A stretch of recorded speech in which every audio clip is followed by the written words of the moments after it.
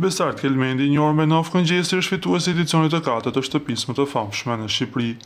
Pas fitores, Gjesi u takua me familjarët ku përprisin në studio.